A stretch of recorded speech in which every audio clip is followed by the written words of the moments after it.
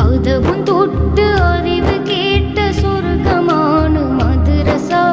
അവിടം ചെന്നിരുന്ന കാലമോർക്കുമ്പോഴെന്ത് രസ. അധർമ്മം വിട്ട് അറിവിൻ വെട്ടം കാട്ടി